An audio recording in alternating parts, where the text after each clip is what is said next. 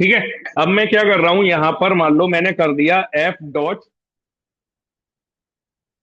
Read कर दिया। इसको प्रिंट में ही ले लेता हूं डायरेक्ट।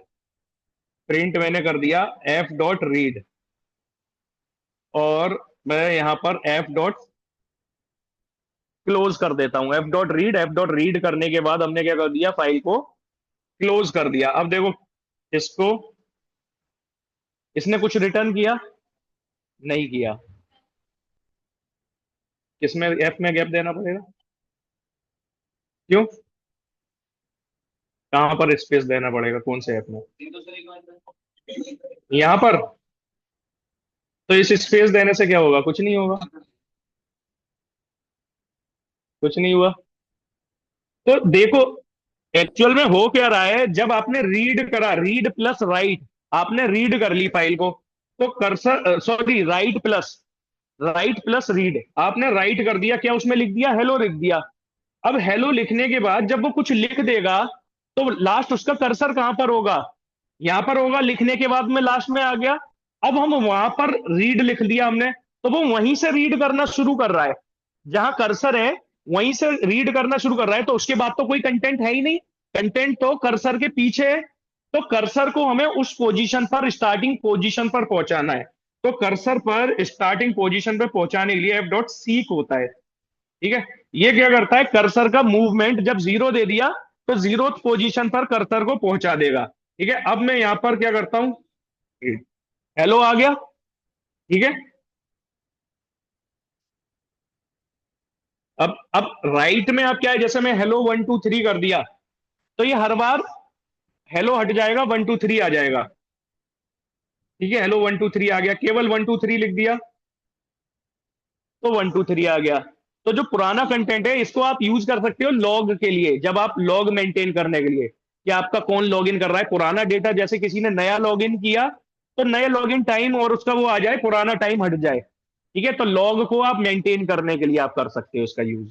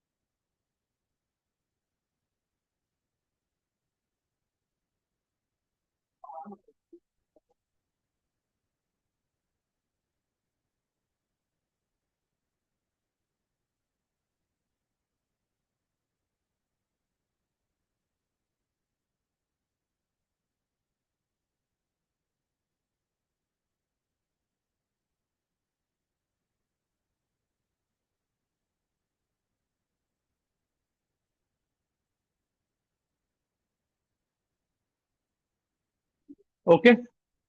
तो इसमें एक मोड और है प्लस में, अपेंड प्लस। तो अपेंड प्लस क्या करेगा, अपेंड प्लस रीड। लास्ट में उसको लिखने के लिए आप क्या ले रहे हो, append plus.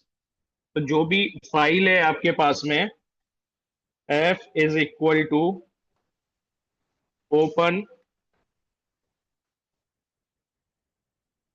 Student comma a plus. ठीक है। अपेंड प्लस में यानी कि क्या हो गया, अपेंड एंड देन रीड। तो आप अपेंड कर दो, पहले अपेंड करने के लिए एफ डॉट राइट। अब आपने यहाँ पर लिखना है, जैसे लिख दो हेलो। हेलो तो पहले 1 2 3 है उसमें, अच्छा। हाँ,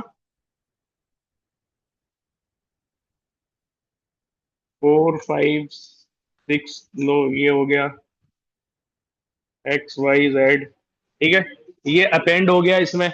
अपेंड होने के बाद में फिर आप रीड करोगे, तो रीड करने के लिए वही कर्सर को आपको वहां पर, क्योंकि अपेंड में भी कर्सर लास्ट में ही होता है, एफ सीक तो लगेगा ही। 0। ठीक है, पहुंचा दिया आपने ऊपर, प्रिंट करके आप क्या कर लो, डायरेक्ट उसको रीड कर लो। F dot read, F dot close. ठीक है, 1 2 3 स्लैश एन था ही उसमें। नेक्स्ट लाइन में था 4 5 6 हो गया, ये आपका अपेंड हो गया। तो अपेंड लास्ट में ऐड करता है।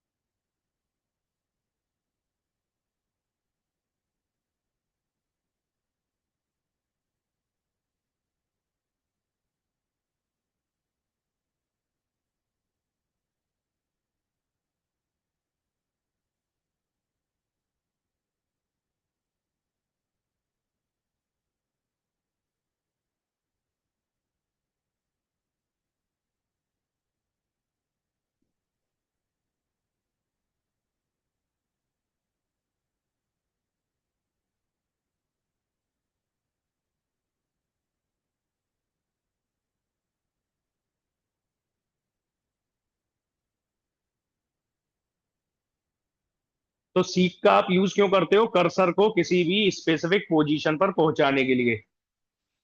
क्या हम किसी स्पेसिफिक पोजीशन पे जाके लिख सकते हैं।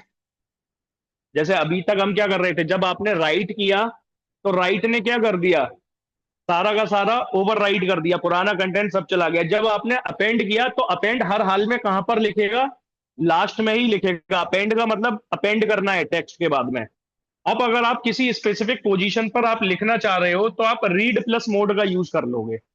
बट उससे ये होगा कि जितने करेक्टर, जैसे पहले मान लो पुराने करेक्टर कितने थे, 12 करेक्टर थे। अब आपने 5 करेक्टर लिख दिए, जीरो सीख से जीरो पे पहुंचाया और लिख दिए, तो वो क्या करेगा, 5 करेक्टर ओवरराइट हो जाएंगे, बचे हुए करेक्टर वहां पर रहेंगे। जैसे एक एग्जांपल देखते हैं।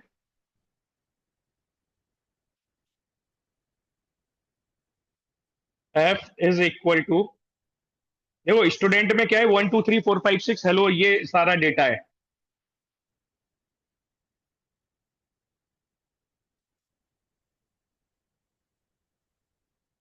इसमें आर प्लस मोड में, रीड एंड देन राइट। ठीक है। अब इसके बाद में मैं यहाँ पर, हाँ, अब लिखने के लिए मुझे मान लो मैंने कर्सर कहां पर पहुंचा दिया, एफ डॉट सीक।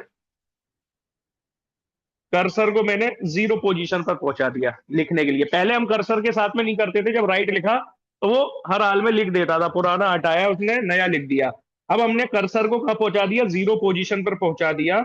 अब हम यहाँ पर एफ डॉट राइट, यहाँ पर मैंने मान लो लिख दिया स्टार्ट। ठीक है।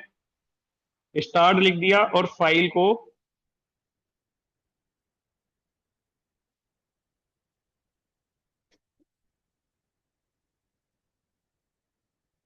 तो रीड नहीं किया है अभी मैंने, बट रीड कर सकते हैं, रीड एंड राइट कर सकते हैं। आप चाहो तो रीड कर सकते हो यहां पर, बट रीड नहीं किया, डायरेक्ट लिखने के लिए हमने क्या किया, कर्सर वहां पर पहुंचाया, और पहुंचाने के बाद में उसको कर लिया। आप चाहो तो जैसे प्रिंट रीड जो हम पहले कर रहे थे, तो वो आप लगा सकते हो रीड करने के लिए। ठीक है, ये हो गया। अब आप इसको रीड करके देख सकते हो। रीड करके देखने के लिए हम क्या करेंगे, एफ इज इक्वल टू,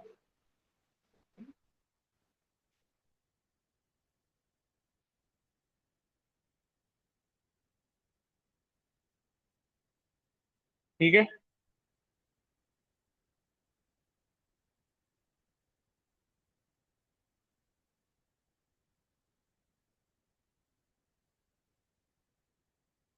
देखो स्टार्ट, कितने करेक्टर है स्टार्ट में, 1 2 3 4 5 6, 6 करेक्टर है। 1 2 3 में कितने करेक्टर थे, 1 2 3, और 4 5, स्पेस भी है ना उसमें, 4 5, तो उसने उतने करेक्टर ओवरराइड कर दिए। ओवरराइड करने के बाद में 5 6 आगे आपका कंटिन्यू मिल गया आपने। ठीक है, तो जब आप रीड प्लस मोड में करते हो, रीड का मतलब पहले रीड कर लिया, तो रीड करके वो कर्सर कहां पर पहुंच जाता है, कर्सर लास्ट में आ जाता है जब हम सारा कंटेंट रीड कर लिया। अब हमने रीड करने के बाद में कर्सर को कहां पर पहुंचा दिया, फिर से जीरो पर।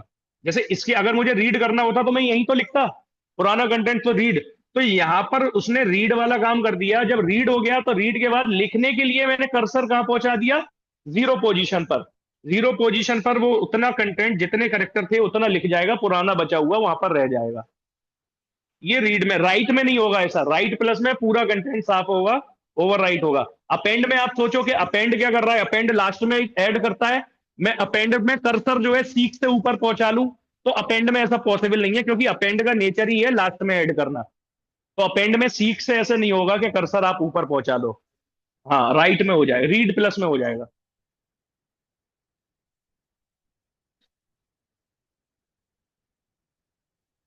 आप सीख में जैसे जीरो लिखते हैं ना, तो जीरो पोजीशन पर आप जीरो की जगह जो नंबर डालोगे वहां पर कर सकते, जैसे 5 डाल दिया तो फिफ्थ से लिखना शुरू कर देगा, 6 डाल दिया तो 6 से लिखना शुरू कर देगा। अभी हमने जीरो डाला है, तो बिल्कुल स्टार्टिंग, बिगनिंग। ठीक है,